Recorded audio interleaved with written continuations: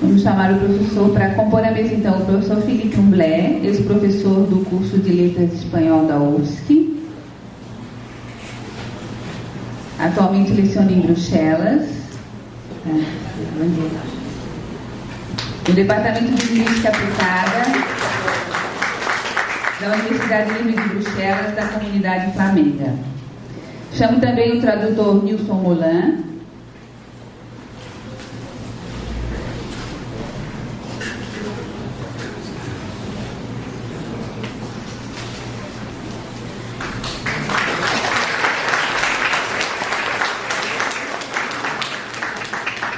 O professor Eclair Antônio Almeida Filho, da Universidade de Brasília.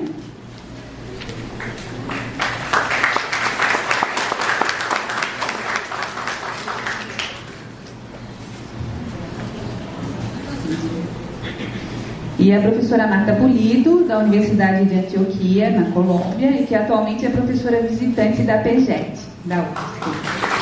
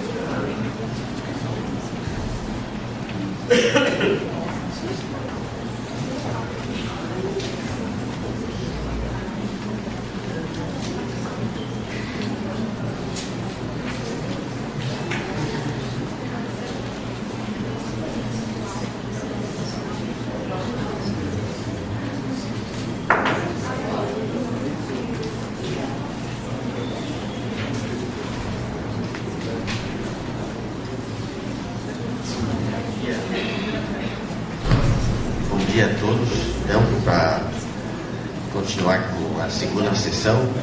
Já foi começado com uma excelente palestra do Hernani Só sobre a tradução do Quixote. Vamos prosseguir então com essa primeira mesa redonda dessa jornada e vamos começar com Nilson Moulin. Suponho que Moulin? Deve ser Moulin originariamente. Eu chamo de Mula, tá bom. O Nilson traduz há mais de 40 anos porque simplesmente gosta muito de traduzir. Ele parou de contar livros publicados quando atingiu a cota de 40. Ele prefere traduzir ficção, embora já tenha recriado textos de política explícita e de história, primando pela qualidade do texto. As traduções dele mais relevantes são uma seleção que costuma variar conforme o momento psicopolítico. São Fábulas Italianas, de 1992, Porque lê os Clássicos, do Ítalo Calvino, O Cortesão, de Baldassare Castiglione, Diálogos com Leucó, de Cesare Pavese, do Primo Levi, Se Não Agora, Quando, e Diálogo no Inferno, entre Maquiavel e Montesquieu, de Maurice Joly, publicado no Unesp. Por favor, Nilson Moulin. Bom dia.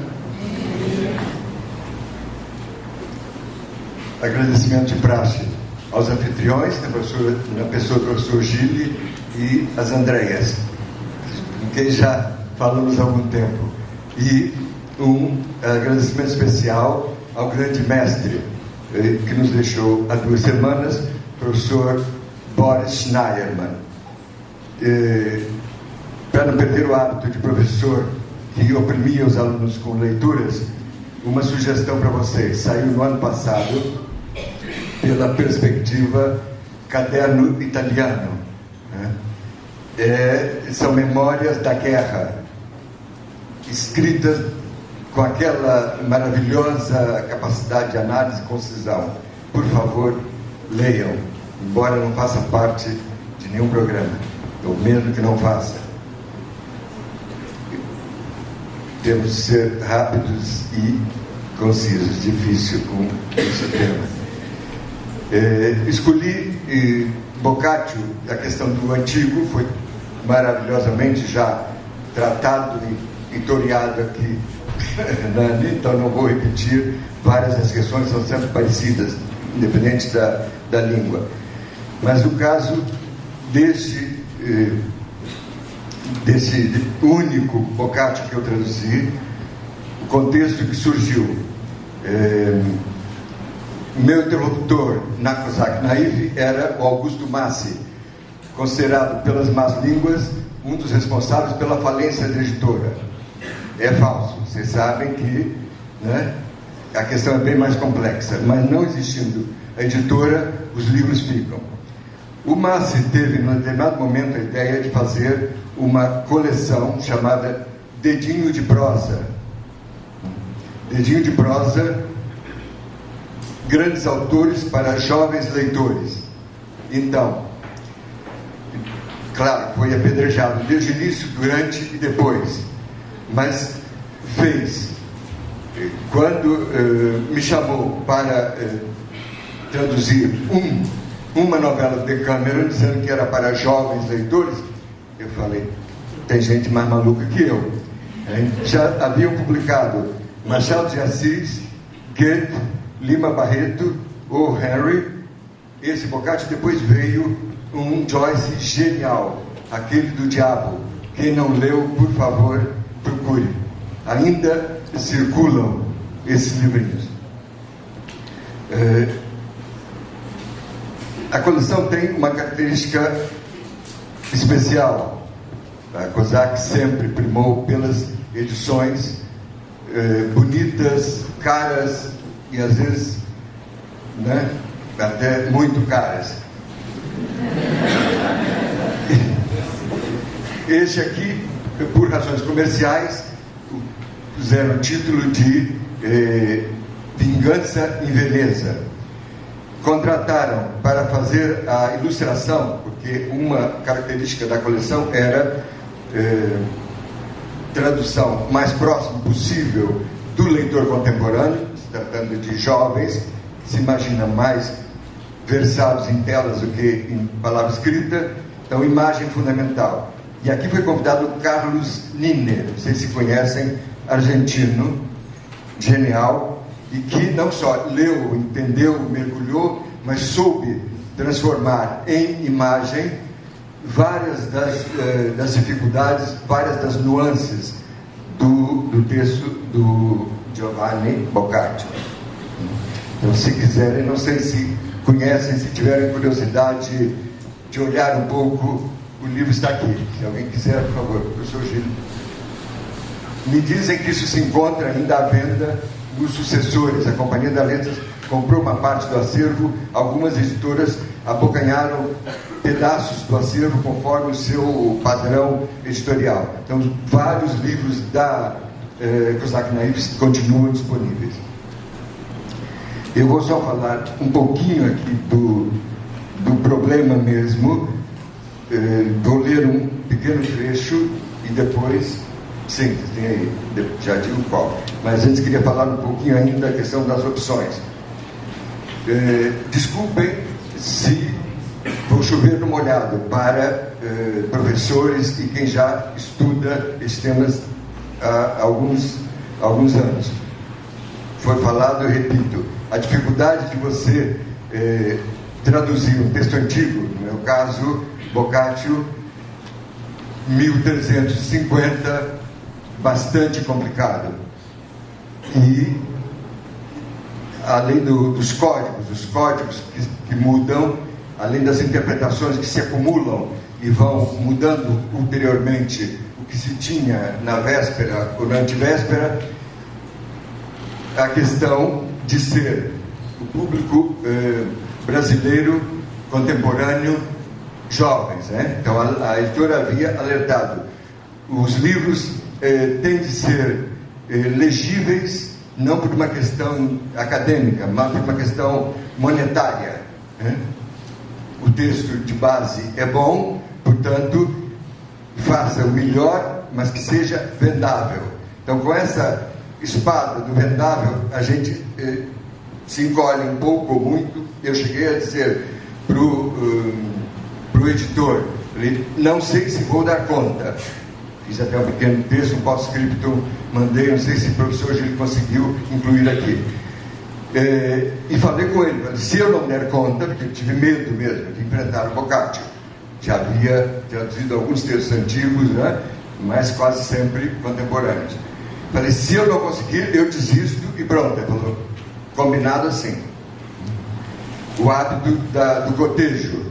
Sempre que eu inicio uma tradução, foi ao longo dos mais de 40 anos. O francês foi minha primeira língua, por causa da família que impingia, obrigava. A minha tia-avó, Odila, dizia que os brasileiros são selvagens. E para você ser alguém na vida, tem de ler em francês e aprender, se possível, a pensar em francês.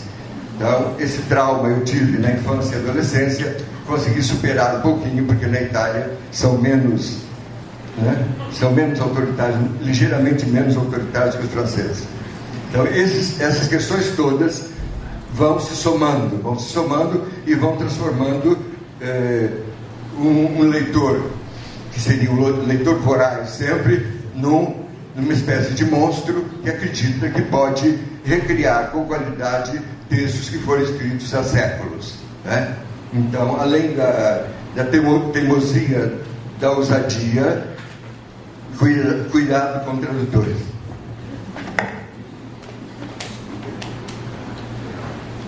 Eu pedi a alguém, por favor, se trazer mais água, porque eu não consigo muito precisar de água aqui.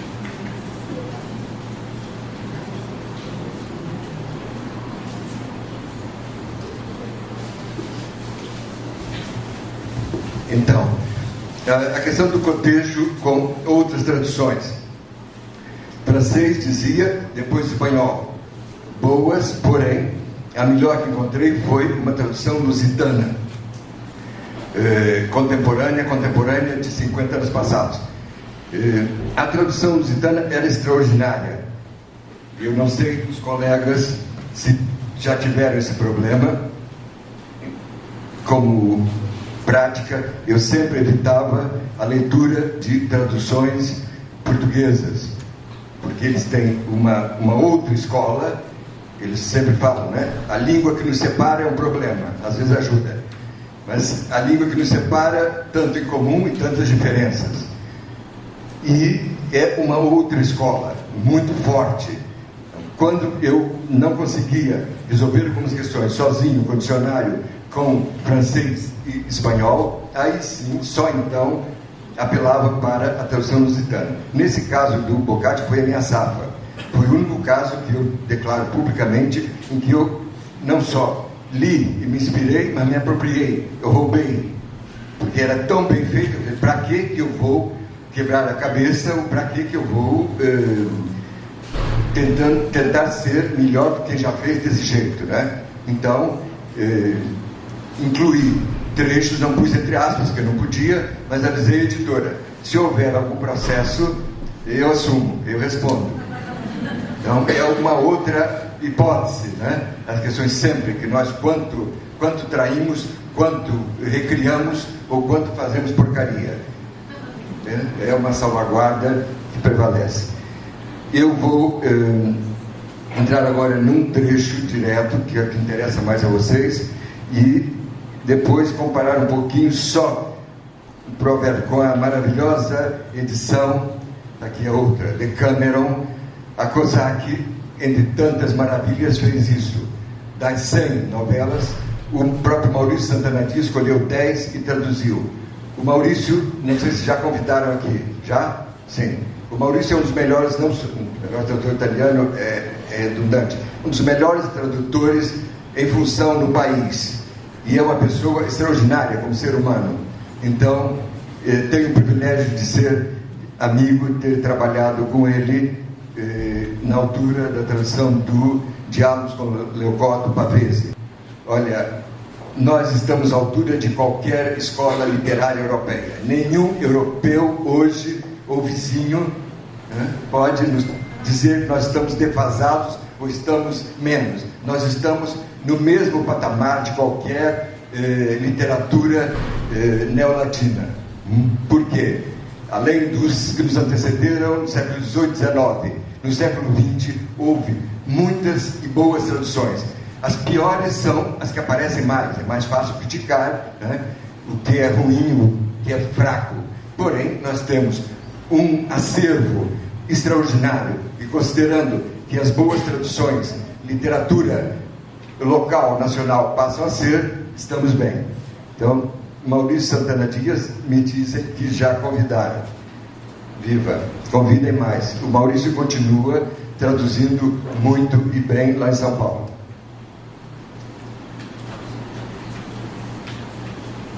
Uma questão de material, não sei se algum colega já resolveu. Caso tenha resolvido, por favor, me conte, que eu ainda vou traduzir um pouco proximamente. O problema dos provérbios, além das idiomáticas, que a gente falou tão bem, citou, deu exemplo, né? Provérbios. O único dicionário de provérbios que eu tenho, comprei em Roma faz algumas décadas, é o Dicionário Comparato de Proverbi e Modi Proverbiali, em 7 línguas: italiano antigo, latina, francês, espanhola, alemã, inglês e grego antigo. Português não figura. Então, um dicionário com provérbios, que é uma grande safra, o português não figura. Não sei se vocês já conseguiram enfrentar isso, ou seja, produzir. Se não, um desafio para professores e turmas de alunos, né? Provérbios. Como é que você traduz provérbios? Quando você não tem memória própria, recorre a amigos, parentes, agora Google e coisas similares, e não encontra. É mato sem cachorro mesmo. É terrível. Então vou dar um exemplo desse caso aqui.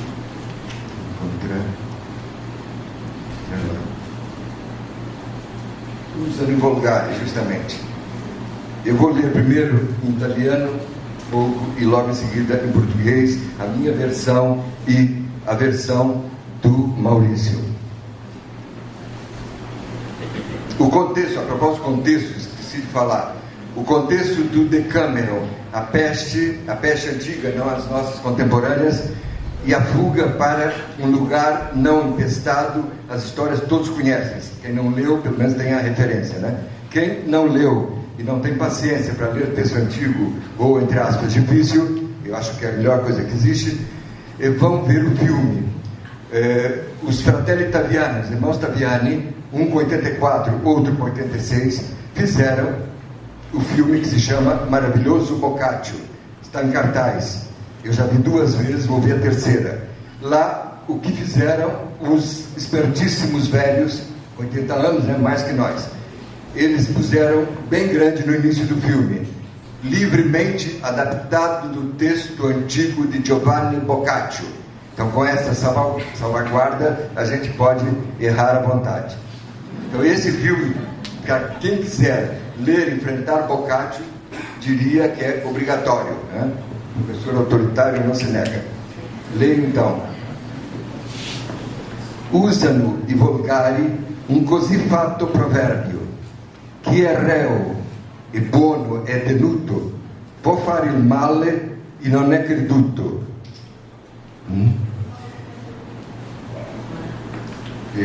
Então, a entradinha aqui, entre o povo circula este provérbio: bandido que passa por bom moço escapa de ser punido. Não era referência a Brasília, né? Passou a ser. Infelizmente estou trabalhando lá. Não vão fazer isso. Se receberem qualquer convite, qualquer salário, não vão. Brasília é um horror. É mais absurdo do que aparece na televisão. A Miriam Vieira da Cunha, que está aqui presente, a Miriam esteve lá quando começou a pensar em suicídio, saiu fora, né, Miriam? E, não sei, aí uma piadinha também para amenizar. Brasília teve durante décadas o privilégio de ser a cidade com o maior índice de suicídio do Brasil. O problema era do urbanismo e também dos bípedes e das bípedas que lá habitam. Continua, Miriam. Terrível. Só maluco que quer se suicidar aos poucos mora em Brasília. Tem jeito. Aqui, esse livro do Maurício, eu digo a vocês, além das trovadas, das soluções maravilhosas, dos achados todos, o Maurício faz uma introdução que é de um rigor conceitual, de uma qualidade literária, e informação nova, informação não óbvia, que só isso já valeria o que custa o livraço. Então, a solução do Maurício, eu não estou criticando o Maurício, né? Não me atrevo. Poderia fazer isso que ele me disse que eu posso. É a questão do cotejo mesmo da mesma solução. Então, o meu era: entre o povo circula este provérbio. O povo costuma dizer o seguinte provérbio. E vem então a versão para chi è reo e buono è tenuto può fare il male e non è creduto. O mal tido por bom pode fazer o mal sem ser notado. É diferente, já sabemos todos que cada cabeça é uma sentença, cada tradutor uma atrapalhada. Aqui também sempre se pode discutir em cima, bordar e desfazer o que foi tecido antes. Mas esse cotejo entre, no caso, um texto antigo, como foi feito já por Hernani com Cervantes, e agora 2, 3, 4 contemporâneos que enfrentam um texto e como é que resolvem questões práticas, né? É um curso inteiro, então aqui, lamento, não dá. As questões que estão em volta, no caso deste ponto, eu gostaria de destacar isso. Vocês têm ali, depois, se quiserem, eu posso ler mais um pouco e ver a tradução. Mas a importância, quando eu aceitei o desafio do editor Augusto Massi fazer a tradução, eu não atinei, eu não conectei, tinha sabido disso até que tinha esquecido, que o grande livro, a grande obra de referência do Erich Auerbach, Mimesis, Mimes, como queiram acentuar, ele tratava justamente desta novela, desta pequena novela. No dele chama Frate Alberto. Frate Alberto era esse malandro que está aí, que era apenas um safado comum e resolve se travestir de padre para poder levar para a cama a bela Liseta. Então, o Frate Alberto, mudando o nome para Veneza, ou que seja, tornar mais charmoso ou mais atraente, o fulcro, o centro de tudo é isso, né? Como é que um malandro, sem eira nem beira, se atreve a chegar perto de uma mulher rica, boa e bonita e dizer: eu sou o anjo Gabriel, desci do céu para lhe fazer conhecer, lhe dar a conhecer coisas maravilhosas. E Dona Liseta não só cai no conto, mas gosta e vira uma prática durante várias noites.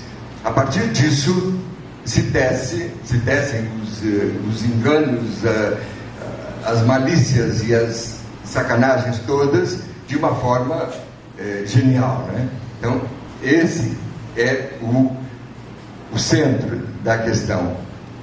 Só pelo conteúdo e a maneira sofisticada como é feita, já justificaria que se trabalhasse esse texto, se voltasse a trabalhar esse texto. Então fica a sugestão.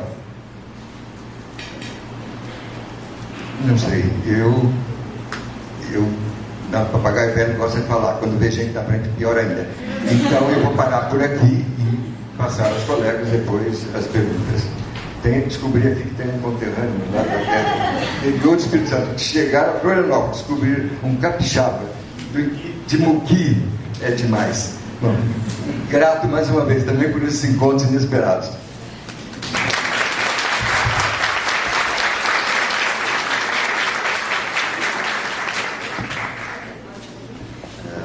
Muito obrigado pela linda palestra.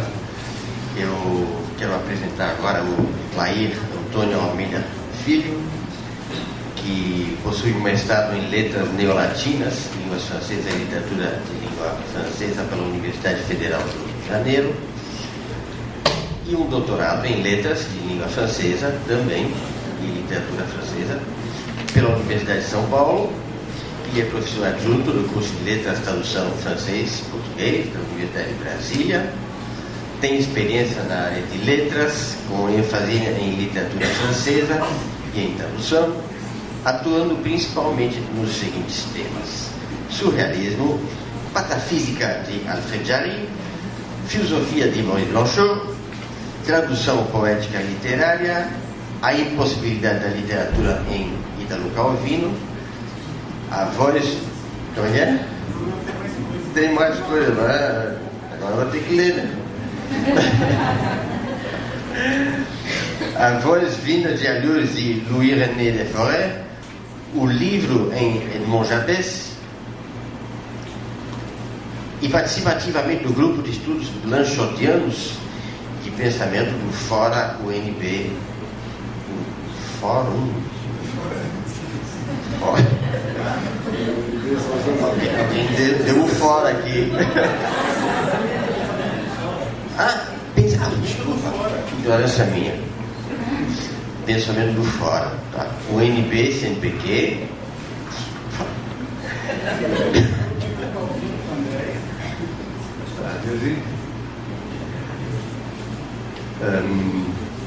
Tá. Entre os livros publicados tem 6 retornos às lições de Ítalo Calvino, a escritura de Edmond Jabès e seus traços, e as principais traduções publicadas são de Maurice Blanchot, A Comunidade Inconfessável, Cartas para Vadim Kosovoy, L'Autre-Amont e Sade, de Edmond Jabès, O Livro das Margens, e de Robert Desnos, A Liberdade ou Amor. E isso mesmo. Tá? E o título da apresentação é Traduzir no Tempo. Você consegue me ouvir? Não? É que eu tenho um problema com o microfone. Agora consegue. Na minha apresentação, eu apareço como tradutor do Blanchot. Então, para não decepcionar quem imaginava que eu fosse falar do Blanchot, eu vou só falar um pouco do Blanchot, depois eu passo para o tema, depois eu coloco eu te falo quais são os textos para abrir daqui a pouco. Eu traduzi do Blanchot mais coisas, mas traduzi principalmente a Escritura do Desastre e o Passo Além, mas esses livros ainda vão sair esse ano. A Escritura do Desastre já está revisada. Curiosamente, é o primeiro livro do Blanchot que eu comecei a traduzir, mas por problemas editoriais A gente só conseguiu, né, via editora Lume os direitos em 2014, e aí ele sai esse ano. Eu comecei a traduzir em 2007 e revisei, terminei esse ano. O Blanchot é importante porque foi basicamente minha primeira experiência, minha grande experiência tradutória com esse livro. Não sei se alguém aqui conhece A Escritura do Desastre. L'écriture du Desastre. Você não conhece a Escritura? A Escritura do Desastre só conhece quem leu minha tradução. A L'écriture du Desastre, talvez outras pessoas. Que é um livro de fragmentos do Blanchot. Ele escreveu também o Le Pau de là, né, o Passo Além, também em fragmentos. É um livro um pouco complicado do Blanchot. E eu tenho, né, tem uma ex-aluna minha que tem todas as versões desde o início, então, tem umas mais estranhas até eu chegar a... Né, demorei 9 anos para chegar a uma linguagem para o texto. Então. Relacionando com o tempo, tá? Depois eu vou passar porque eu vou falar nesse tempo. O que eu comecei a ver no Blanchot, e às vezes a gente não vê em escritores chamados, que a gente chama assim, de modernos, tá? É que a linguagem francesa que ele usava era antiga. Então, e a gente tem uma tendência, talvez, por causa de Derrida, estou ocupando Derrida, mas quem às vezes lê, de achar muito moderno o que na realidade é antigo. Né?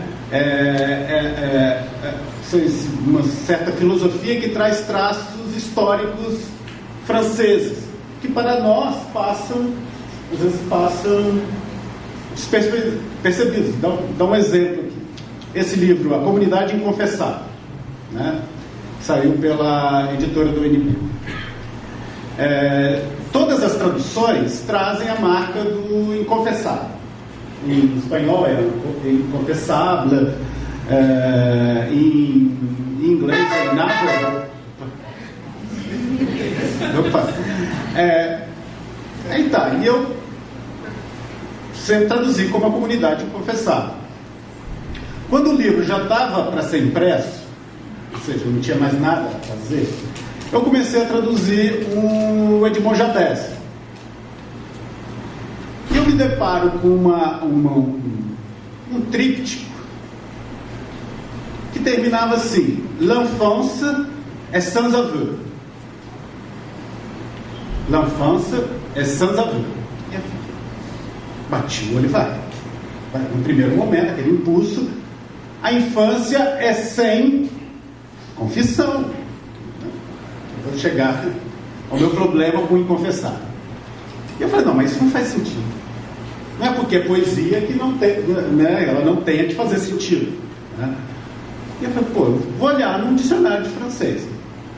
Aveu era um termo feudal de posse. Então, se você não tem aveu, é como se fosse a certidão do suzerano, do vassalo. Ele tem que pertencer a um feudo. E o termo dele de pertencimento é o aveu. No Blanchot, o livro A Comunidade Inconfessável, que deveria ser, não tinha mais o que fazer. O título podia ser indeclarável, incertificável, qualquer outra coisa assim. Mas também a inconfessável, porque você não precisa confessar, né, que pertence a uma comunidade. O livro do Blanchot começava com uma epígrafe do Georges Bataille, que era assim: La communauté de ceux qui n'ont pas communauté. A comunidade dos que não têm comunidade. Ou seja, eles não pertencem, logo eles são inavouables. Eles não têm o título de posse.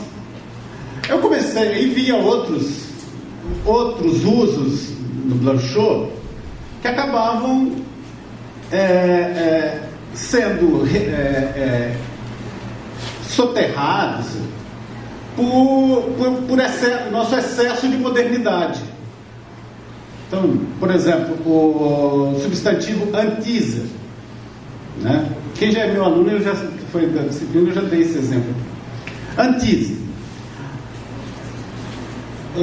Os modernos olham para anteaser e pensam assombração, obsessão. Então.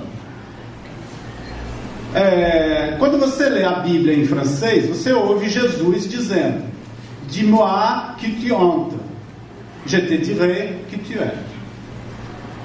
Não é diz-me quem tu assombras que eu te direi quem tu és, né? Ante é a frequentação. Mas só que é uma frequentação tão assídua que pode ser uma obsessão. No sentido de, né, você pode conotar isso. Mas não é necessariamente uma assombração, uma obsessão. É um comércio. É um trato. Eu tenho um trato, eu trato. Eu tenho um comércio, né? Eu tenho uma relação. Só que a gente olha modernamente. E modernamente redutivamente também, né? Você não observa os outros sentidos da palavra. Então, eu comecei a ver no Blanchot que eu tinha que ser, né, tinha que recorrer mais ao litré do que a um Larousse, por exemplo. Né? O dicionário antigo de francês me seria muito mais útil do que o dicionário moderno. Ou, no moderno, eu teria que ver usos antigos da palavra. Então, às vezes eu acho assim, que um problema, às vezes, na tradução é modernizar demais, querendo ser compreensível, né? Como geralmente eu publico por editoras pequenas, tal como Lume, Nefelibata, Armazém, Sol Negro, eu não tenho preocupação nenhuma com venda. Também, se eu traduzir Blanchot preocupado com venda, Alfrejarie, né, tudo isso, não vou ter problema. Eu me preocupo com uma certa poética e com o meu grupo que lê e com quem eu discuto e tal, né? Esses são que me dão o feedback. Aí dá aqui um exemplo, né? Ali no meu pendrive Papai Pig tem 3 traduções. Eu vou dar um exemplo aqui da tradução do Bartleby, né, do Herman Melville. Mas um exemplo não meu, vou dar um exemplo numa tradução que saiu pela Kozak Naif, da Irene Hirsch. No início do texto, o narrador, que é um advogado experiente e tal. Nas outras 6 traduções a gente nem tem ideia de que o narrador é um advogado experiente com mais de 30 anos de casa. Parece um office boy em início de carreira. Ele fala assim: olha, eu tenho 3 assistentes, né? Tenho o Turkey, o Snippers e tenho o Ginger Nut. Tá. Aí, tá. Esses podem não parecer, né? Não parecem nomes tal que vocês encontrariam aí em inglês. In the directory. Directory é toda a lista, todo o catálogo. E eu fiquei pensando, como eu estou fazendo uma tradução, ela ainda está em progresso.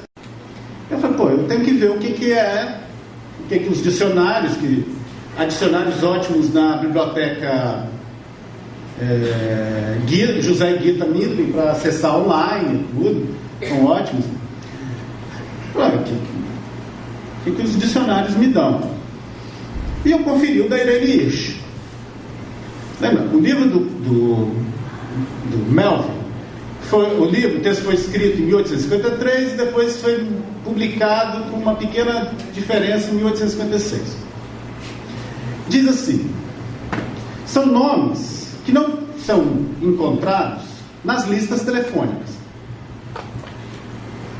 Aí eu falei, vou conferir para saber quando que Graham Bell inventou o telefone. 1870.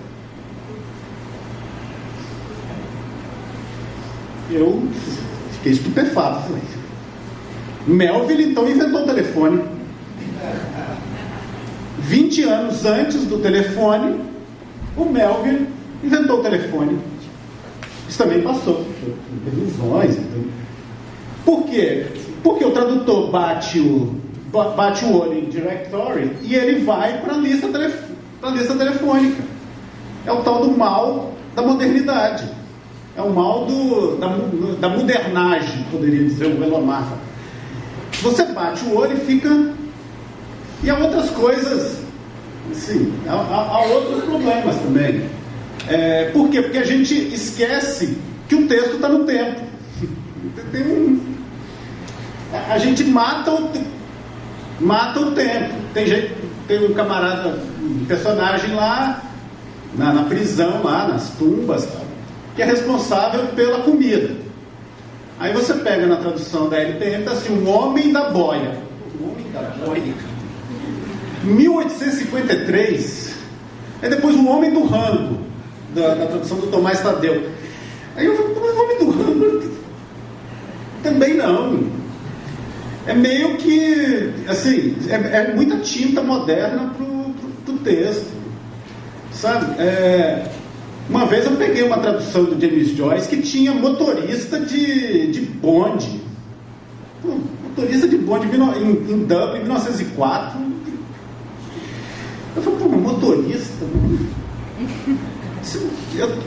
Daqui a pouco tem piloto, tem aeronauta, tem um monte de coisa. Sabe, porque é confundir o tempo, confundir o tempo da obra com o tempo da tradução. São problemas que eu acho assim, às vezes fala, não, eu estou traduzindo em 2016. Pô, mas o Boccaccio é 1300, eu vi esse filme recentemente. O filme é 1350. Tá bom, você não tem uma contranta que diz que você tem que arcaizar. Mas os traços temporais, né, principalmente ligados à substantivação, eles têm que ser mantidos. Né? Como deu o exemplo lá dos tipos de elmo, o Hernani. Porque senão você daqui a pouco vai colocar um computador no Boccaccio, né? Você vai ter carro de corrida, vai ter modernagens demais no texto. Né? Então ou vai ter, por exemplo, teve um menino que fez também uma tradução de dublinês, mas era para o mestrado, e colocava os dublinês lá falando, aê, de boa, nada a ver, só faltava colocar nada a ver com de haver do verbo H, né? Do verbo haver, né? Com H. Eu falei, pô, você está confundindo experimentação com esculhambação. Experimentar é uma coisa. Esculhambar é outra coisa na tradução. Então, assim, se deve respeitar o tempo da obra, que não é o tempo da tradução. Né? Senão a gente sempre traz para o momento presente e esquece. Né? Daqui a pouco Ulisses navegou no transatlântico, no Costa Concórdia, né? E por aí vai, né? Então, já deu uma instrução.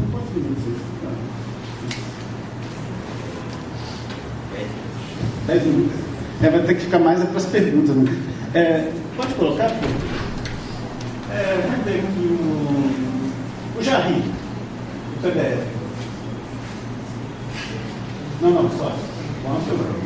O Anfield vai ser lançado hoje à noite aqui. Esse está em português bem. Não, Jarry, vem com o PDF.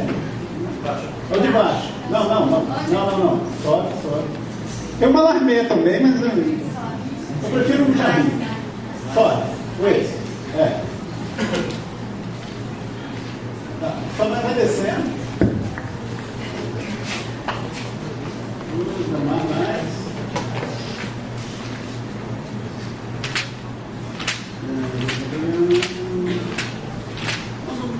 Pode deixar aí, não dá.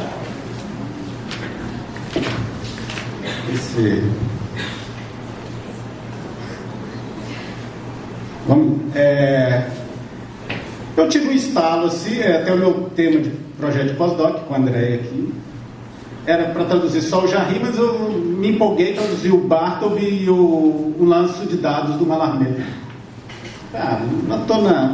Aproveito o impulso e faço mais coisas. Uma vez eu vi uma entrevista do Paulo Henrique Split dizendo que ele tinha traduzido o livro do Thomas Pynchon, acho que é Max Gibson, para a Companhia das Letras, em um português pseudo-português do século XVIII. Mas aí ele colocava tanta restrição que eu falo, mas ele não traduziu, porque você traduz, mas não mantém a ortografia. Traduz, mas não estrangeiriza. Traduz, mas está com medo do leitor não entender. Então o projeto está fadado ao fracasso. Porque se você vai traduzir para o português do século XVII, XVI, XVIII, a primeira coisa é a ortografia, para começar. A segunda é a sintaxe. Não, você tem os passos, né? Depois para montar, depois você dá um acabamento. Depois é o recorte das expressões, da linguagem, o estilo, um certo estilo, tal, que é sempre híbrido, né? Mas eu falei, então acho que eu vou tentar fazer isso. Vou fazer com qual? Eu pensei nesse texto do Jarry, que é de 1898. Aí eu comecei pensando, tenho que encontrar uma linguagem. Aí eu aviso para quem quiser se meter nessas enrascadas. Não existe padronização da língua portuguesa até 1940. Isso quem me disse foi o grande Glauco Matoso. Não sei se vocês conhecem, Glauco Matoso só escreve agora em português clássico. Até quando ele cita modernos, ele cita em português clássico. Ele adapta tudo. Ele tem dicionários, tratados de versificação. E aí eu percebi o seguinte: não há padronização. Se você pega, por exemplo, o dicionário Blitot, que é de 1729, você tem uma ortografia. Se você pega, acho que Moraes, eu sempre confundo Moraes e o Silva. Tem um que é de 1789, tem muito acento. Tem um de 1832, não tem quase acento. Se você pega o Machado de Assis como referência, é um estilo, é um registro da língua portuguesa. Se você pega o José de Alencar, e dependendo da editora, da gráfica, quer dizer, da tipografia, é outro registro. Porque as tipografias no Brasil eram geralmente de estrangeiros, com tipógrafos estrangeiros que mal sabiam o português. Então você vê, por exemplo, no José de Alencar, no Como e Porquê Sou Romancista, todo a preposição acentuado. Não existia. O acento grave só era para o E diferencial. Nesse fenômeno da crase era com acento agudo. Todo. Antes de palavra masculina, sem ter contração. Provavelmente porque o tipógrafo não conhecia a regra do português e resolveu, por conta própria, colocar isso. No Machado de Assis, você tem também variantes. Principalmente se você pega no Machado de Assis de 1881 em diante, em 1881 para trás tem um registro. Então você tem um problema de você pode dizer assim, não, esse daqui eu peguei como base o Machado, eu peguei como base o Cruz e Souza. No meu caso eu peguei como base tudo. Eu fui olhando e eu falei, vou brincar aqui também. Eu tenho a liberdade. Eu faço uma mistura aqui eu coloco como se fosse um tipógrafo que está meio em dúvida das grafias, eu vou colocando. O projeto é meu, é como diz, né, eu vi recentemente uma entrevista do André Bujan, que respondeu quando lhe perguntaram assim, por que o nome do seu show é O Homem Bruxa? Ele falou, porque é meu. Então, se a tradução é minha, eu faço o que eu quiser. Eu não devo nada, né? Ela pode continuar inédita, né? A sintaxe é portuguesa.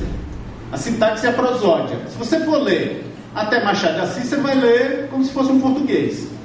Ainda não tem, né? É o romantismo que traz essa prosódia urbana para o português do Brasil.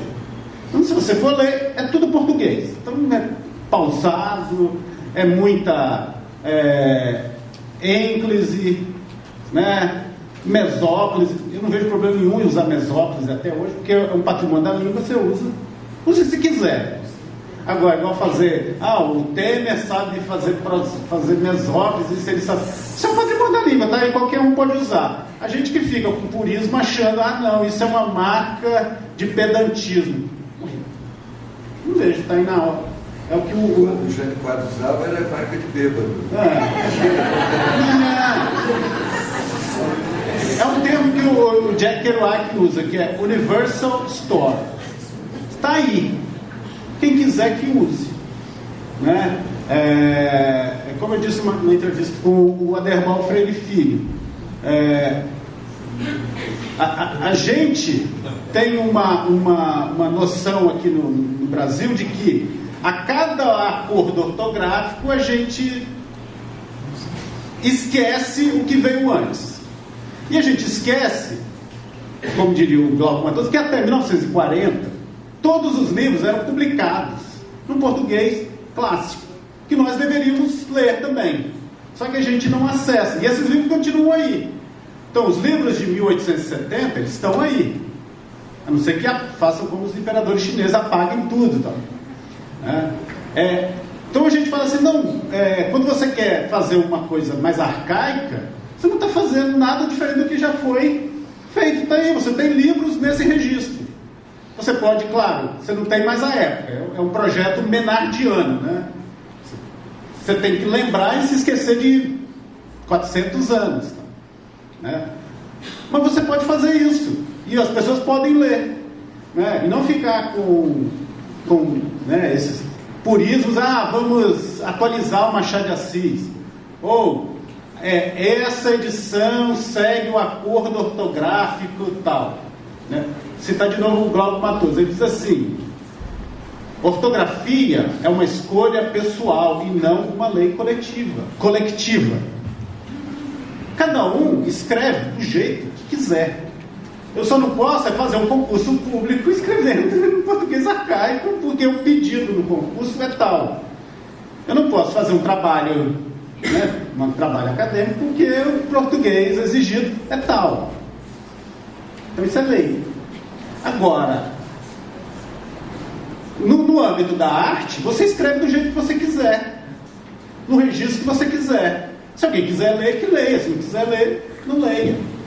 Mas a gente tem essa tendência a apagar o passado. Isso pra gente é velho, é velharia, é sucata. Né? Então, às vezes, para nós soa muito estranho, né? Fala assim, não, eu vou usar arcaísmos, eu vou usar palavras desusadas. Por quê? Porque a gente tem uma cultura do descarte mesmo e dessa desvalorização desse antigo tal, né? E a gente fica nessas discussões assim, não, porque essa palavra é arcaica. Mas o português todo é arcaico. Se você for fazer um levantamento de tudo que a gente usa desde 1300, né? E dá um exemplo quando só para terminar aqui, aí depois fazem as perguntas. Tem um colega de filosofia que fica me questionando por que você traduz como a escritura do desastre, porque escritura é bíblico. Eu falo, mas escritura é jurídico também.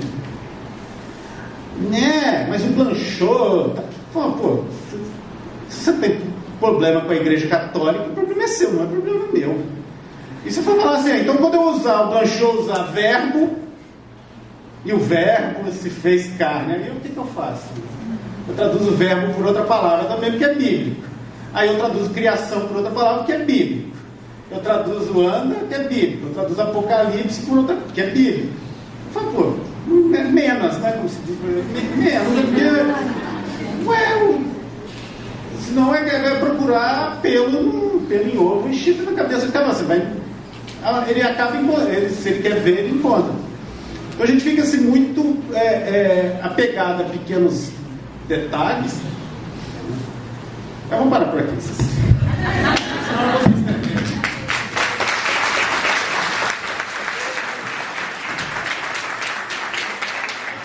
O plano da graça é porque o livro começa com um documento. E todo documento jurídico no Brasil começava assim: ano da graça de.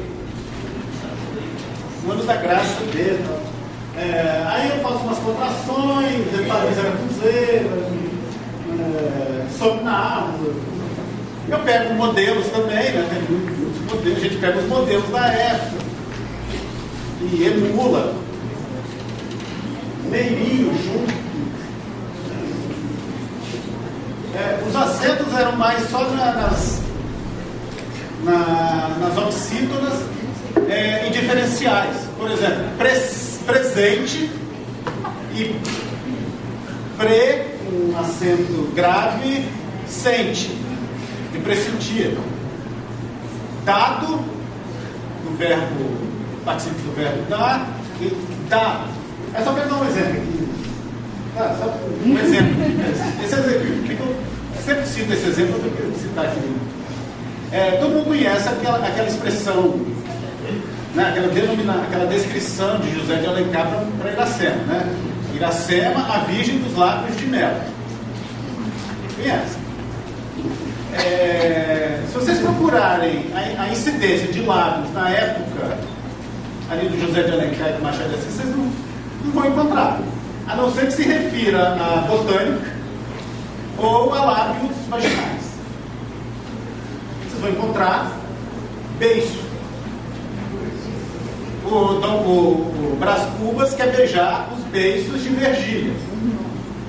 É beiço. Lábios vem da botânica, que é um corte. Né? Então os lábios de mel são lábios safadinhos, tá? Nessa conotação aí, o José de Alencar, para hoje, parece uma coisa poética. Sim, poética por causa do mel e não dos lábios. Os lábios dele é uma coisa bem safada. Só que a gente leu hoje sem essa referência histórica. Para isso estamos aqui. Claro, né? Muito obrigado, professor Ivaí. Passamos a palavra agora para a professora Marta Pulido.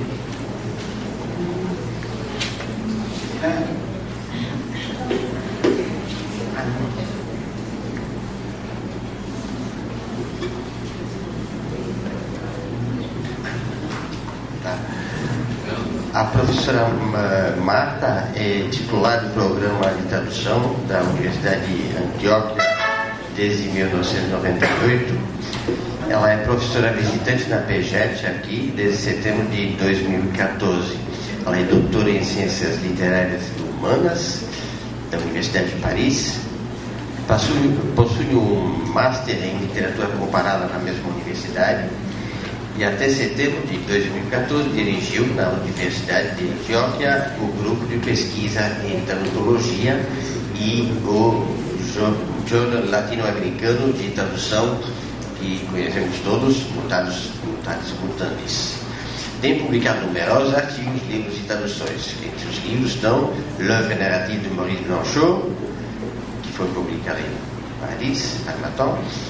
Em 2014, Filosofia e História na Prática da Tradução. Depois teve traduções de livros, El Caso del Senhor Krupp, de Ludwig Levinson. La economía aún necesita de la filosofía, de Marta Nussbaum, La misa de San Gregorio, Taller de San José de los Naturales, de varios autores, Orden y Tiempo, la filosofía de Michel Foucault, Ágata de Medellín, Filosofía de los acontecimientos y seguramente otras muchas cosas.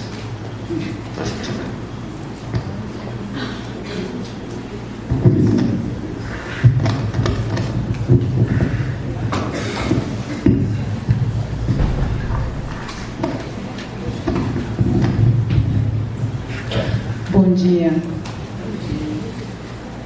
Obrigada pelo convite, a Andrea, Gil, Juliana e também aos técnicos que nos colaboram. É um gosto para mim estar compartilhar esta mesa com os professores Eclair, Nilsson, professor Eclair que traduz Maurice Blanchot, é um autor que está no meu coração. É um gosto também de estar com Philippe Onglé, que não está com muita frequência entre nós. Marianne teve a amabilidade de fazer circular 3 páginas sobre Lucy Levinson. Ainda tem uma aqui, não sei se Bertolt quer, porque também é um gosto que Bertolt esteja aqui para corrigir algumas coisas do alemão. O tema deste trabalho dos organizadores foi projetos e práticas do tradutor. Como falava o professor Hernani, algumas pessoas achamos que falamos português, então eu vou falar em português, mas não vou falar muito, porque é a música que vai falar por mim. É o projeto El caso del Sr. Crump. O projeto foi um projeto de estudo do autor, de toda a sua obra e a tradução pelo espanhol de uma obra que ainda não está publicada em inglês completa. Está publicada em muitas línguas, mas tudo isso está escrito nessas 3 páginas e não temos tempo aqui para fazer. Eu vou fazer ênfase em algo que o professor Hernani falou na palestra.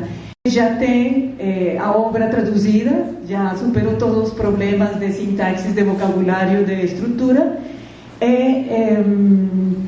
Posso dizer que esta obra fiz 2 correções de estilo depois de ter terminado a tradução, mas o mais importante como uma obra destas, que é uma grande obra da literatura, que também é uma expressão que estou prestando do professor Hernani, como fazer para não despedaçar o ritmo da obra, como entrar na expressão da obra, ou seja, compreender a obra é correta. O professor Eclair mencionou Bartholdi. Quando você lê Bartholdi traduzido de Borges, ele não fica nos detalhes, mas ele tem toda a expressão, não? Toda a expressão tem muitas coisas para criticar, mas ele tem a expressão, mas não somos Borges, nem somos o autor. Então, como entrar na expressão da obra? É uma clave que vou deixar para vocês. Como entrar no modo, na maneira de expressão de uma obra. As claves estão na obra mesma. E eu vou fazer este exercício com vocês. Vocês não conhecem a obra. Eu não queria fazer um resumo, porque acho que um resumo maltrata a obra, mas eu quero que vocês entrem no modo de expressão da obra através da música. E as obras musicais estão dadas por o autor mesmo. Então, o exercício é sobretudo de escutar. Como vocês veem, a obra consta de 7 livros. O autor chama livros, ele não quis chamar capítulos, chamou livros. É um pós-fácil. Eu solamente vou tratar 3 livros. O livro 2, Herbert. O livro 6, A Crise. O livro 7, Justiça. Os 2 personagens, como vocês veem na 3ª página, os 2 personagens principais são Anna Crump, a esposa. Eu escrevi lá que ela é pseudo-intelectual, megalômana. Vocês compreendem o que é megalômano? vulgar. Cram, por el contrario, es un pedagogo, una persona sensible. Estas dos personajes van a casar, ¿no? Van a ser un casal, a vida é um desastre. Então eu vou falar de Herbert, não vou convidar vocês a entrar no modo de expressão de Herbert, e depois a crise e a justiça.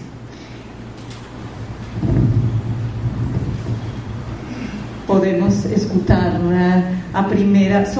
Para Herbert tem três fragmentos musicais, cada fragmento é muito curto, 2-3 minutos. O primeiro é Edgar Grieg, Morning Mood. O livro Herbert descreve Herbert quando é menino, na sua família. Podemos escutar Grieg.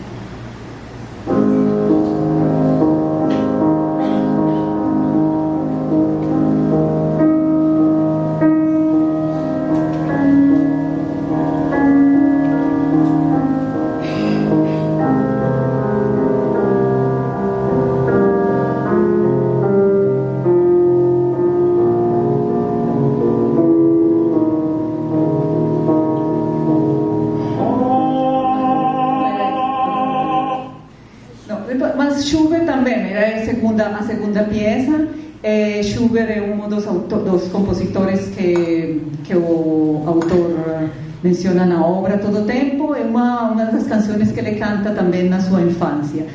Mas não importa, podemos escutar depois Schumann é terceiro. Escutemos Schumann é terceiro.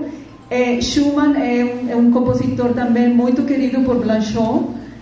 Gosto muito de Schumann. Esta se chama Träumerei, ensonação. Também é do período da infância, não?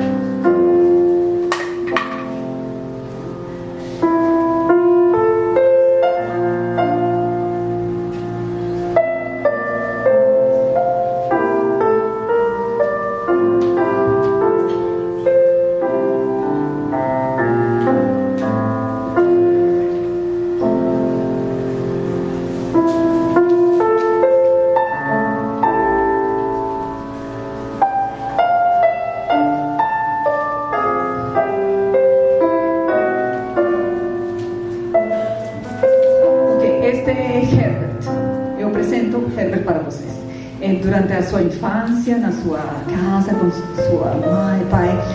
As claves para a escritura tradutora são não abusar da pontuação, porque a escritura tem que ser muito fluida, utilizar poucos signos de admiração, em cambio utilizar mais pontos suspensivos. Tem muitos versos em alemão que mantuve no texto em alemão, mas que estão traduzidos ao final de cada capítulo. A tradução não está dentro do texto. Se querem mirar um fragmento, mas também posso enviar a apresentação depois. Eu acho que vou passar o livro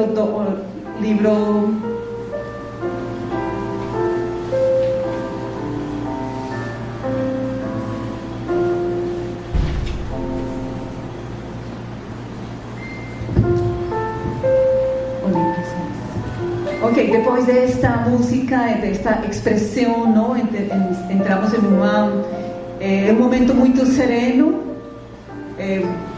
Temos uma sensação de beleza, não? De amor, de felicidade, de tranquilidade. E depois vamos a ir diretamente à crise, que é o capítulo 6.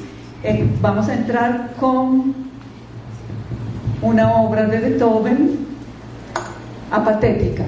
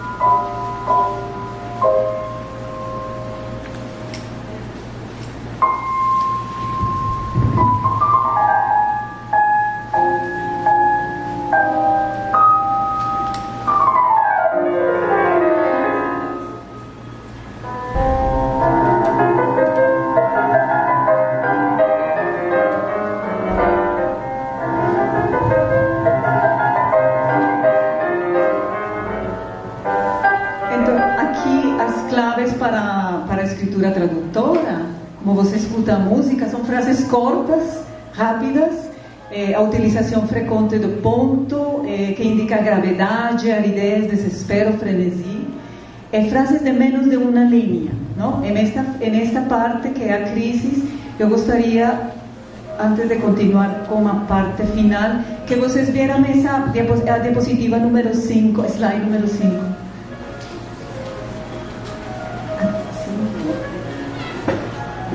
A seguinte, esta, anterior, Lisa, obrigada.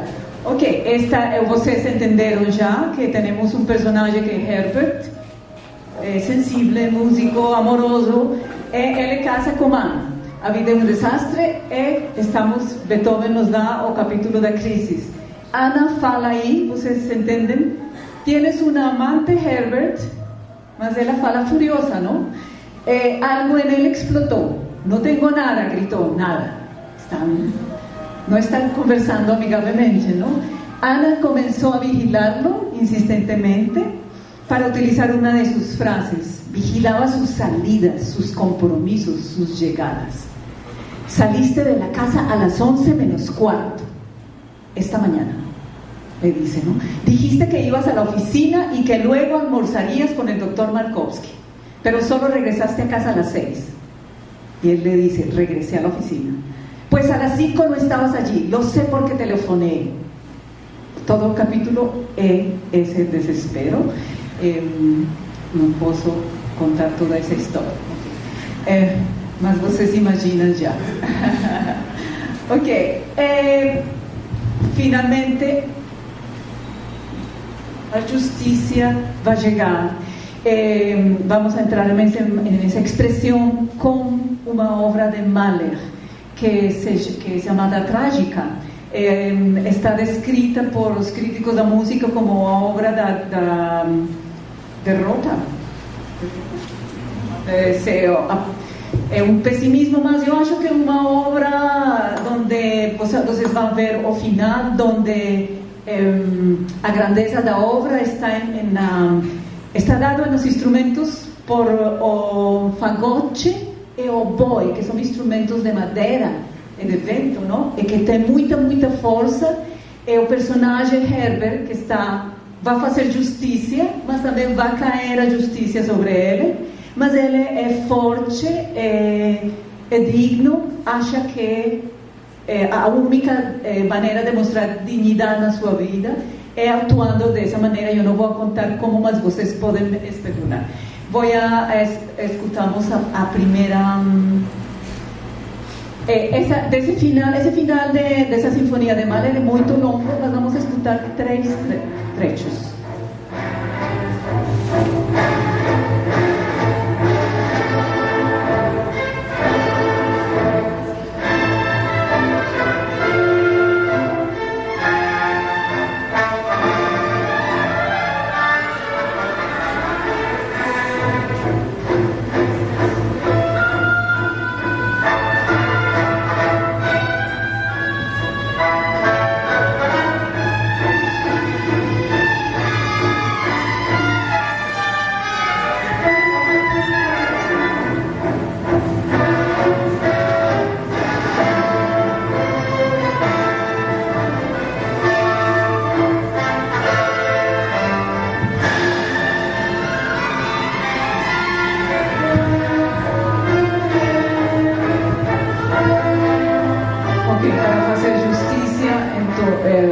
Herbert vai atuar de alguma maneira. Essa primeira parte que é música militar, o processo do personagem.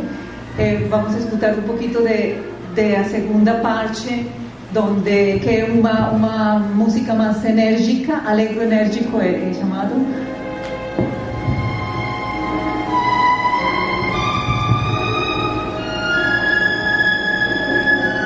O veredito é dado.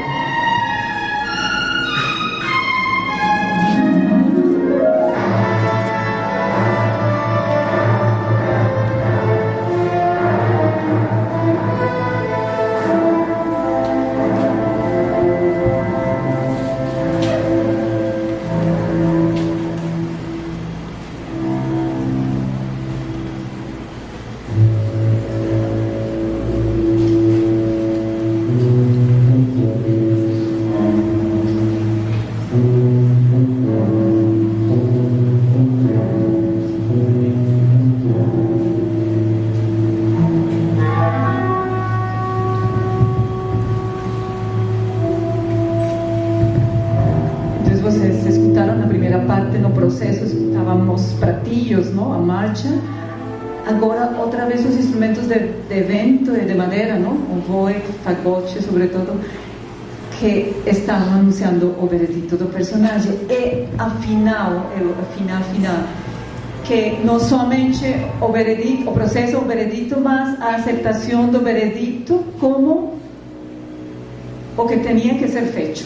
Não ter sentimento de culpabilidade, e ao contrário, o personagem sente que está ajudando o universo a entrar em um equilíbrio, porque a presença de Ana no mundo criava um desequilíbrio, não? Para a estética, para a sensibilidade, para as relações humanas.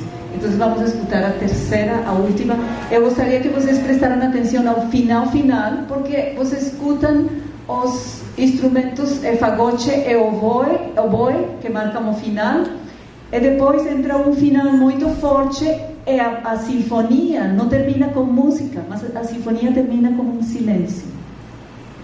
E acho que isso é também importante quando o tradutor está lendo a obra. Nas obras literárias também tem silêncios, não? E às vezes não escutamos neste afã de traduzir palavras, não?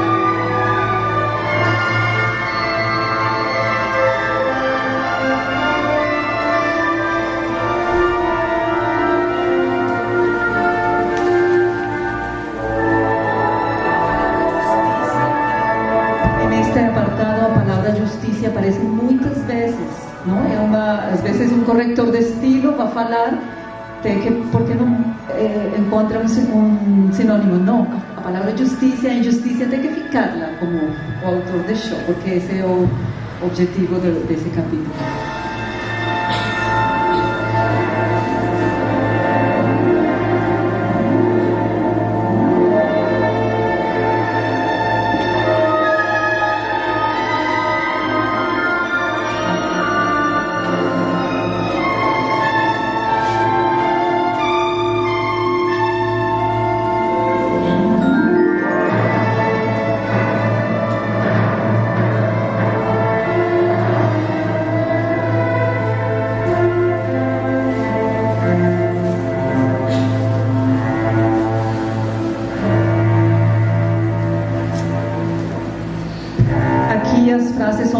Largas, porque isso dá um ritmo mais sossegado à narração e também mais vigoroso.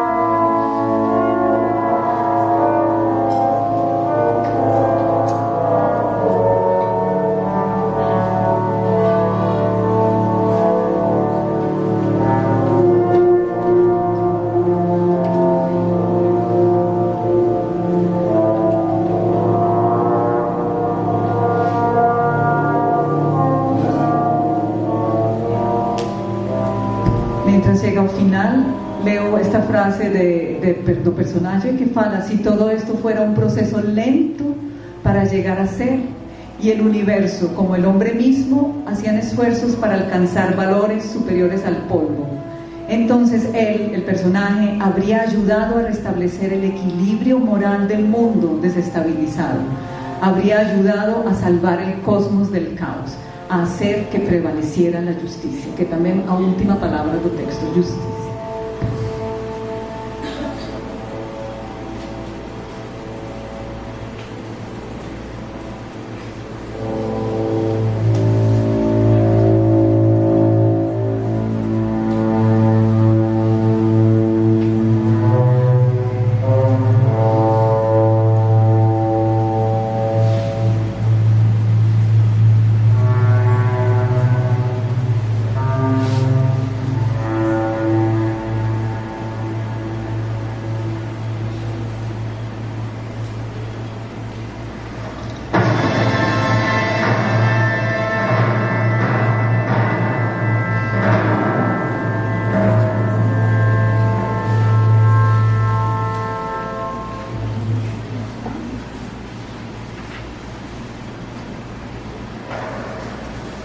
Era isso.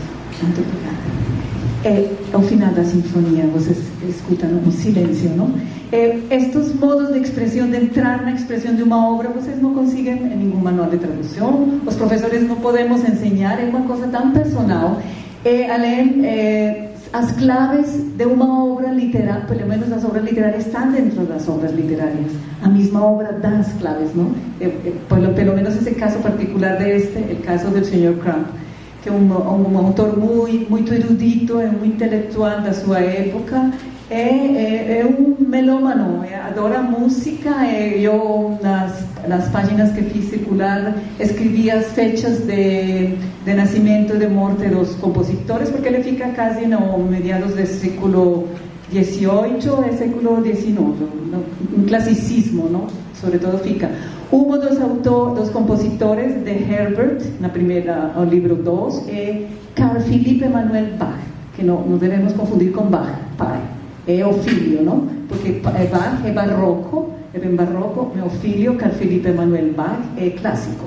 Então, ele fica dentro de um classicismo, dentro de um romanticismo muito alemão.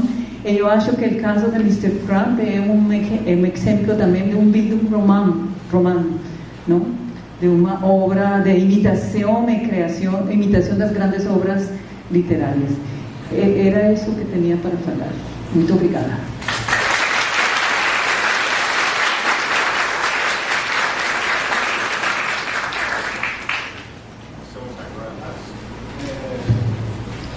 Passamos agora para as perguntas. Só uma observação do Bartolomeu de Borges.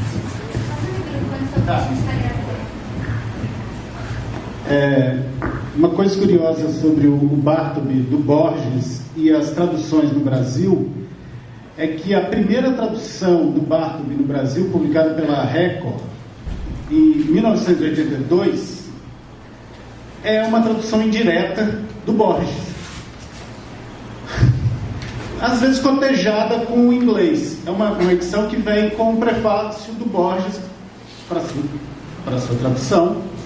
Então é interessante que o Borges, de alguma maneira, está praticamente todas as traduções menos na minha, né? Porque eu fiz do inglês e eu não comparei, não traduzi do Borges, como fizeram todos os outros. E não perceberam essa... Às vezes a gente pega um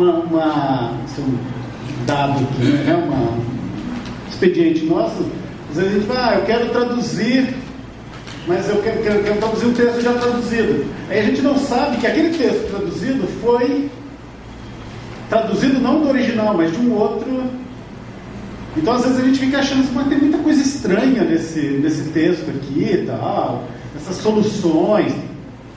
Então era essa observação que eu queria fazer do Bartolomeu do Borges, que virou o Bartolomeu do Borges, né? Mais do Melville, mais do Borges do que do Melville. Eu tenho todas as edições. Tem mais alguma pergunta?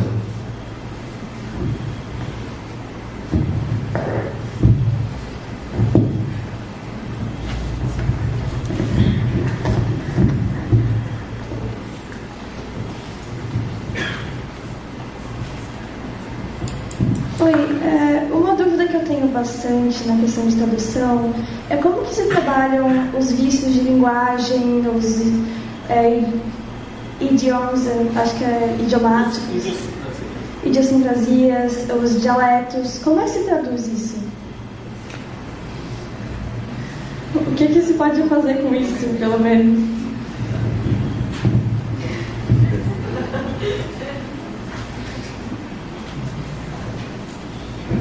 Quando a gente consegue responder isso, é considerado um bom tradutor ou uma boa tradutora. É uma das grandes questões. E você tem que recorrer, eu confiaria a questão das editoras com que você trabalha. Nós sempre, tradutores, brigamos a facada com as editoras e os editores, mas às vezes ajudam. Então, quando, no final, trabalhando com a Companhia das Letras, não vou citar de novo a história que já contei mais de uma vez, quando você tem um antagonista ou uma antagonista à altura dentro da editora, dá boas brigas. Você fica 1 hora, 2 horas discutindo o que você fez, porque você entrega o texto, eles analisam e criticam, né? Isso já passou por revisor 1, revisor 2 e antes de ir para o cotejo, quem vai cotejar. Então, esse processo consegue resolver problemas desses, além das distrações e erros que Hernani apontou de uma forma excelente, né? Isso. Aqui você não vai aprender isso, você só vai aprender a responder isso fazendo.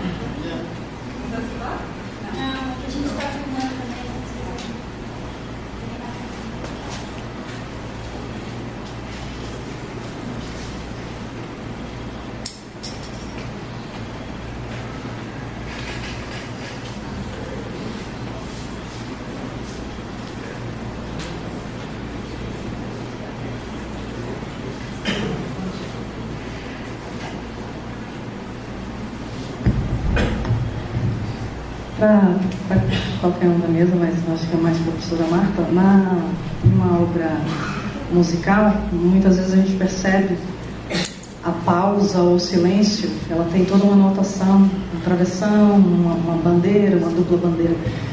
Como a gente consegue perceber isso, como isso acontece numa obra literária, esse silêncio, essa pausa?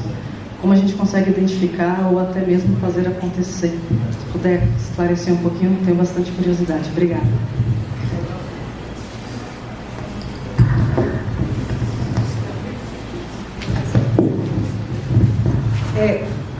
Acho que essa percepção da obra, obrigada pela pergunta, você não consegue com a primeira leitura. Gregory Rabassa falava que ele sabia de memória 100 anos de solidão. Aprendia as obras de memória para poder dar o ritmo à obra, não? Porque você entende as palavras. É a primeira vez que você lê uma obra, você não percebe todo, não? Você não consegue perceber todo. Então, talvez na primeira leitura você não percebe todas as pausas, os ritmos, os silêncios, mas você está preocupado também por entender a linguagem, as estruturas, é também isso. É uma etapa da leitura e da escritura da obra. Mas quando você tem lido a obra 5 vezes, você começa a perceber, você começa a escutar a obra. E quando você ouve, quando você tem um ouvido de leitor, ouvido de tradutor, você começa a escutar as pausas, os ritmos. É um assunto de prática como a prática musical.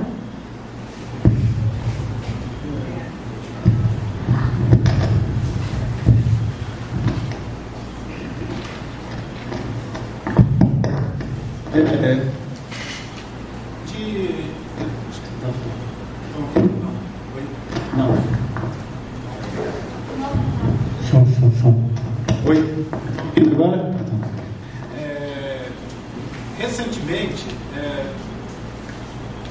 eu mais 3 pessoas lá no NB, Augusto Rodrigues da Silva Júnior, Carolina Dias Pinheiro, Josina Nunes Magalhães, não se vai para dar o nome.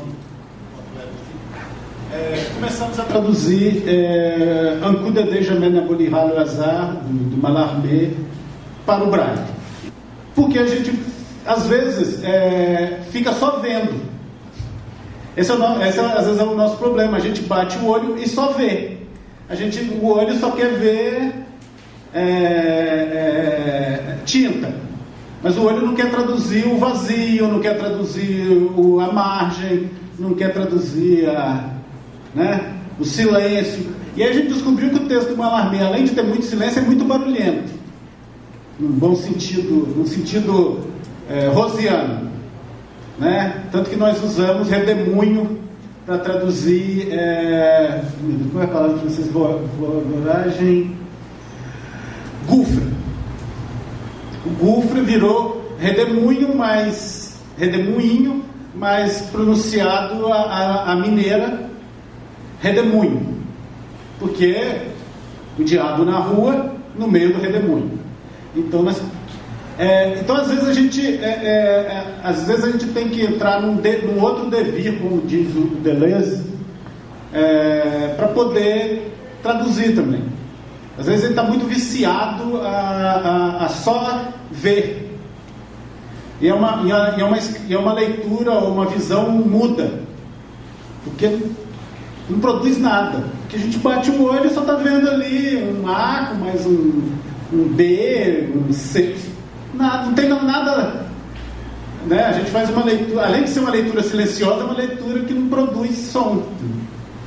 E que não produz imagem, então, naquilo que o Ezra Pound chama de melopeia, fanopeia e logopeia. Às vezes a gente fica muito só na logo. Né? E o olho também, o olho tem uma tendência a juntar. Então, às vezes também tem esse vício de leitura. Então, às vezes tem que dar mais tempo para o texto também, para ouvir essa música. Tem um autor blanchotiano muito bom que trata dessa relação entre música clássica e literatura, que é o Roger Laporta. Roger Laporta. Se vocês procurarem, vocês vão encontrar aí, ainda não existe tradução. Ele cita muito Bach, Mahler, Schumann, vários. Ele sempre escreve sobre literatura, filosofia e música.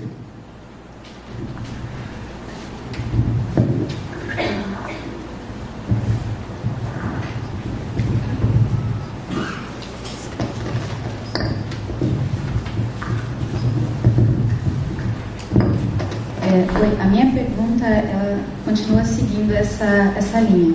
É direcionada principalmente ao professor Eclair, mas quem mais sentir a vontade para responder seria interessante. Com a língua francesa e com Blanchot, pelo menos na obra traduzida que eu li, que foi A Conversa Infinita 1, o primeiro volume, há uma espécie de ritmo que rege a escrita. É uma maneira, conforme já foi comentada hoje, como a língua se comporta e com o que o escritor faz, né, na obra, sobre esse ritmo da língua. Eu queria saber de vocês o que vocês entendem por ritmo e como foi descobrir esse ritmo na língua do escritor e depois, para a tradução, se vocês tentaram encontrar um ritmo para a língua que traduzem, ou se vocês recriaram, se tentaram passar aquilo que estava no original para o português. Enfim, eu queria saber um pouco sobre esse processo. Larissa, estão ouvindo aí?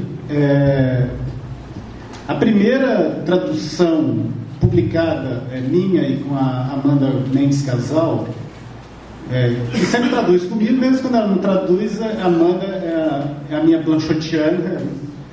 Ela já leu o Blanchot inteiro umas 4 vezes, ou 5, né? Porque tem um tempo que eu não me atualizo. Foram as cartas de Blanchot a Vadim Kosovoy. Foi a primeira tradução. Eu já tinha feito outras traduções com a Amanda, mas foi a primeira sabendo que ia ser publicada.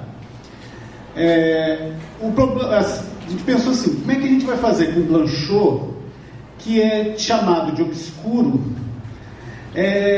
mas que nas cartas se revela uma pessoa sociável, amigável, compreensiva, preocupada com as outras pessoas, que usa uma linguagem entre o que a gente chamaria de linguagem literária e linguagem do cotidiano. E aí eu fazia assim com a Amanda. Eu falei assim, Amanda, lê para sua mãe. Se sua mãe, a mãe dela fez pedagogia, se a sua mãe gostar, a gente está indo fazer um teste meio intuitivo. E a gente fez umas 5 revisões do texto, até achar uma certa voz que não fosse distante das pessoas. Pensar assim, vou traduzir um Blanchot, não que a gente tenha feito uma infidelidade, mas o que a gente percebia é que o Blanchot tinha um tom suave. E como que a gente vai fazer isso para quem está lendo, né? Então a gente leu, assim, você vai descobrindo esse ritmo com muita releitura, às vezes lendo em voz alta, lendo para alguém que não está acostumado a ouvir aquele texto também, porque às vezes fica um exercício muito autocentrado, então a gente lê só para a gente. Então eu sempre procuro, uma dica que o Cláudio Willer sempre dá assim, é ler em voz alta, é perceber essas pausas, é perceber se, por exemplo, o texto em francês não tem muita pausa, às vezes é meio fluxo de consciência. Mas, por exemplo, quando eu fui traduzir Edmond Jabès, eu percebia que ele tinha uma pontuação diferente. Eu falei, pô, que interessante. Às vezes ele colocava, onde não era para colocar vírgula, ele colocava. E eu falei assim, pois, é uma marca dele. Aí eu perguntei pessoalmente para a neta dele. Ela veio a meu convite 2 vezes ao UNB e depois veio uma vez por conta própria. Eu perguntei assim, Aurélio, por que o Jabès tem essa pontuação? Tá? Ele falou, o Jabès era asmático.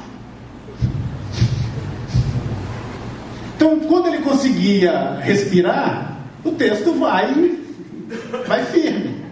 Quando ele pegava ar, ele parava. Eu não tinha esse dado, né? Mas é uma parte da vida do autor, do corpo também, às vezes o corpo falando, né? Que entra na escrita e a gente não percebe. Por exemplo, James Joyce gostava muito de música. Então, não só gostava de música, como era músico. Você pode, o Finnegan's Wake, você pode musicar. Você pode ler como música. Né? Então você vai procurando o seu, né, Beckett. Né? Quando eu traduzo textos para nada, que eu tenho que te mandar ainda, textos para nada e novelas, depois de um certo convívio, você vai percebendo que há às vezes você sabe onde vai cair o ponto, mas você depois tem que passar isso para o português. Então, de alguma maneira, é você que vai recriar. Eu não posso, é o que a gente diz aqui, eu não posso traduzir o Beckett para você, porque se eu traduzir sou eu sentindo o que aquele texto me diz. Mas eu acho quanto mais você convive, mais lê o texto em voz alta, você compara com outros textos daquele autor, vê como que alguém adaptou para, né? Eu acho que é isso, assim, não tem exatamente uma forma, mas você tem que ter um convívio com o texto e tem que vocalizá-lo. E vocalizar para os outros também, se possível. Né? Eu dei esse exemplo lá do Braille. A pluma passava só como P-L-U-M para gente, que se pronuncia pluma, mas nunca com uma imagem, né, de algo leve, evanescente, né? Então, às vezes, você vai descobrindo essa música. E eu acho que esses autores, né, Joyce, Beckett, Blanchot, eles estão muito impregnados de música, principalmente música clássica e música popular também, né? Acho que é isso. Não sei se eu respondi, mas posso continuar respondendo.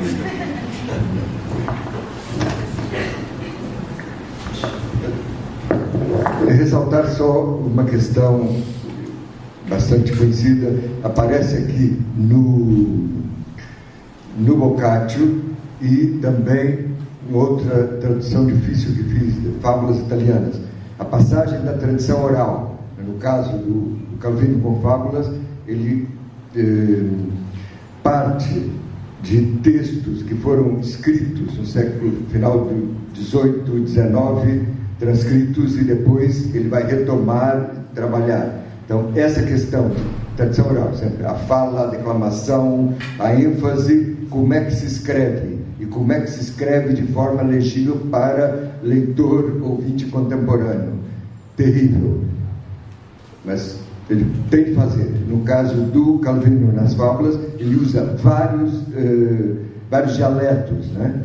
Então, você quase fica doido na hora de traduzir, porque não há a quem recorrer. Nessa situação específica, a ajuda veio da Espanha, Ediciones Ciruela, uma das melhores editoras da Europa, que traduziram, no caso das fábulas, traduziram não as 80 que nós fizemos, mas as 200. E aqui, inclusive, como exercício, cobro sempre, ninguém fez. Belo Horizonte, há 2 anos, falei, não. As 120 fábulas que faltam, quem é que vai fazer? Essa equipe aqui, de Florianópolis, professoras e professores dos seus alunos, faltam 120 fábulas, com essa questão, né? Transcrição do oral, escrito, como é que se retoma hoje, de forma não só legível, mas agradável, palatável para mais gente.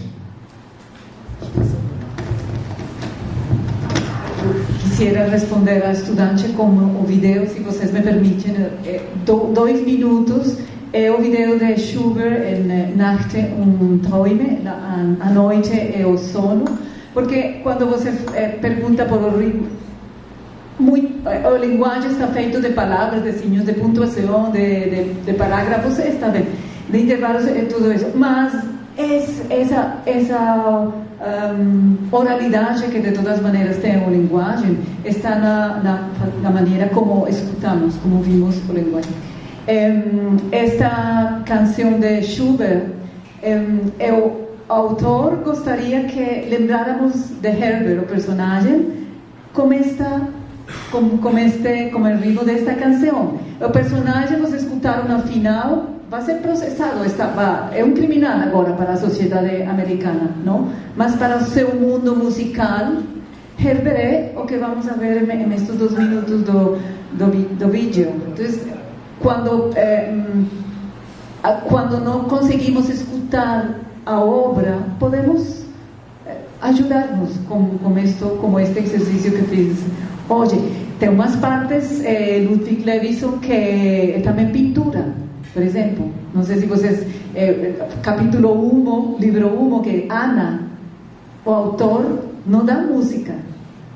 O autor quer que a música comece com Herbert. É um personagem tão negativo, Ana, para a novela, que para Ana não tem música, mas tem pintura. Ele faz referência com umas obras muito fortes de um pintor, William Hogarth, que descreve cenas fortes da rua, nas calles das ruas de Londres. É para Ana, isso é reservado para Ana, mas para Herbert é a música. Conseguimos?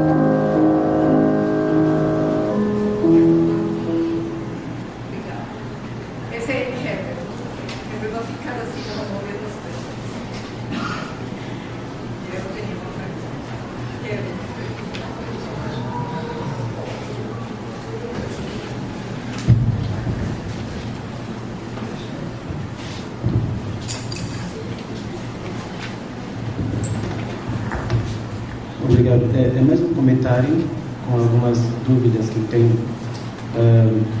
Não é muito do meu agrado falar de habilidade em termos de tradução, porque é pela complexidade que a palavra mesmo apresenta. Mas queria começar com a Tony Pin aqui, diz que a fidelidade refere-se às similaridades linguísticas e estilísticas entre o texto de partida e o texto chegado. Não importa as intenções comunicativas ou expectativas envolvidas. Então, como traduzir um texto tão complicado, antigo, ou autores bem específicos? E o segundo autor que eu queria citar aqui é o Paulo Henrique Espírito. Diz que todo tradutor é uma espécie de escritor. Uma entrevista que ele deu aqui nos cadernos, mas uma espécie de escritor muito específico, porque ele tem que se submeter, diz que ele sempre coloca a serviço o seu talento, o seu domínio da língua a outro autor que trabalha num outro sistema de língua. E ele diz, a partir do momento em que ele não assume uma atitude total de humildade em relação ao original, ele não é mais um tradutor, e sim escritor do mundo. Então, eu me pergunto, como traduzir autores difíceis como os autores que vocês estão tratando agora? E o último questionamento que eu tive é o do Mechanic, que fala na poética do traduzir. Ele diz a fidelidade a uma época não é a fidelidade a um texto, mas a fidelidade à época. E na conversa que os professores apresentaram, falaram muito dessa tendência a modernizar as traduções. Então, eu queria que os senhores e senhora partilham conosco a sua conversa com os textos que estão traduzindo agora. Obrigado.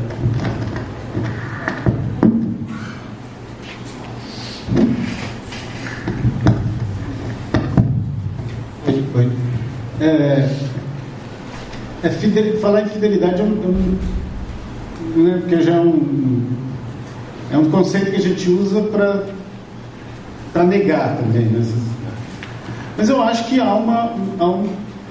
quando eu penso em fidelidade, eu penso em algum tipo de projeto que eu designei para aquela obra, a partir de leituras que eu tenho, leituras outras, leituras alheias.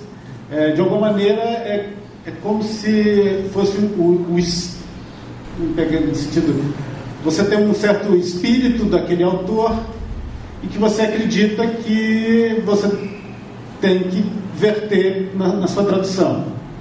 Eu penso isso na fidelidade, né?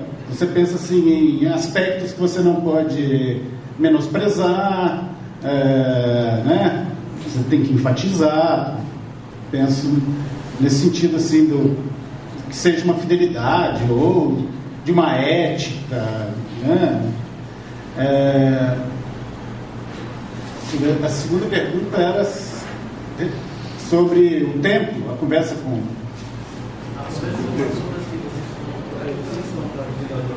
Como é que vocês conseguiram entrar no círculo?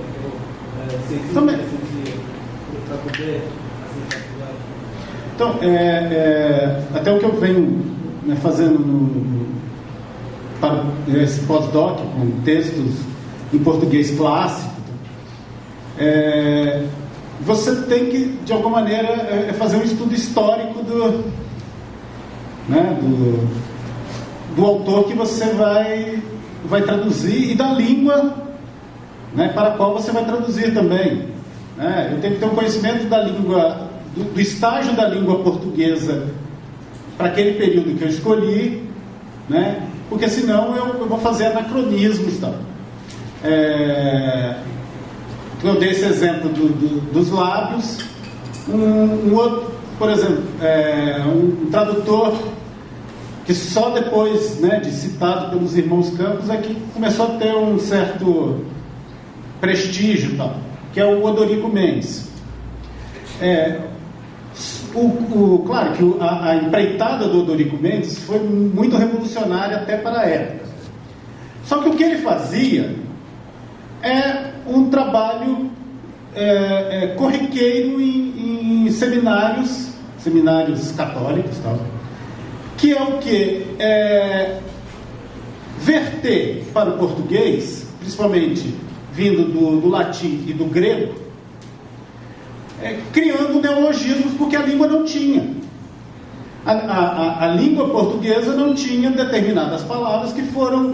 Esse é um papel da tradução, de enriquecimento da língua e de formação, de constituição da língua. Então, por exemplo, eu fui traduzir no Bartleby, tinha lá nós. Aí a gente sempre pensa em barulho. Eu fui conferir nos dicionários, esses dicionários lá da biblioteca Mindlin, se havia barulho. Não tem barulho. Você só encontra ruído ou alvoroço. Mas barulho não aparece nos danados, né?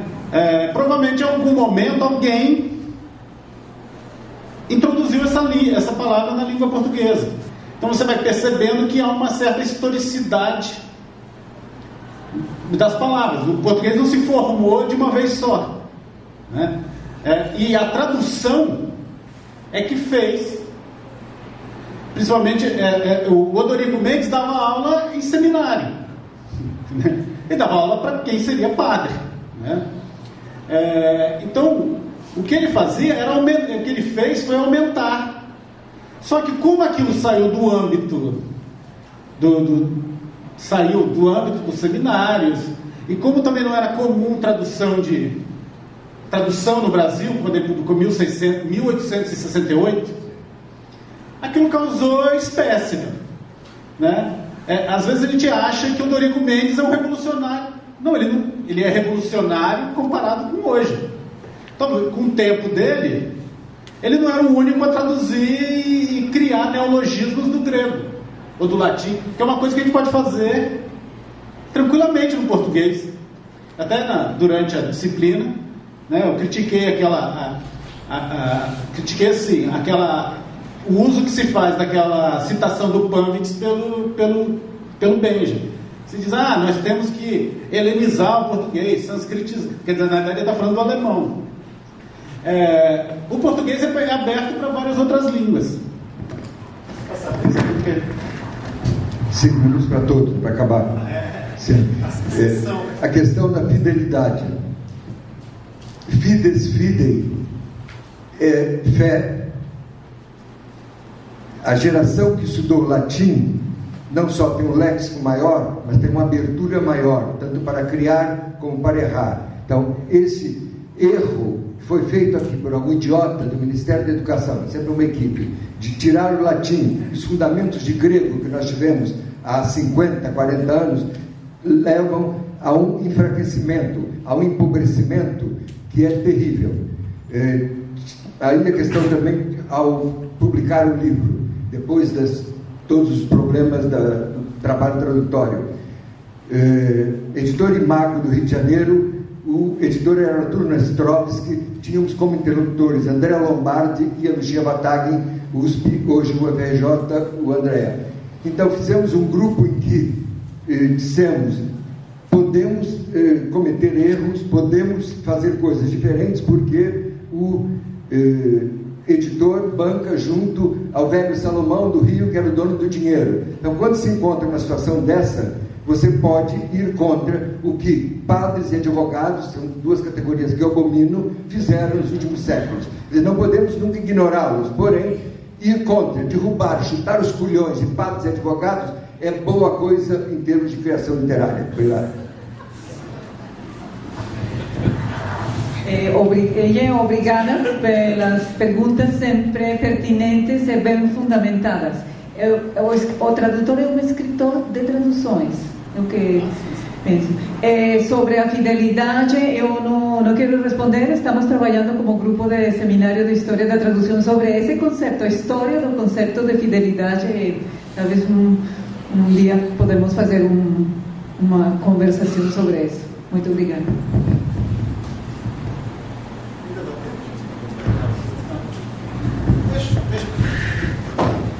Então, acho que com essas respostas podemos encerrar amanhã esse colóquio, e eu agradeço ao público e aos nossos convidados.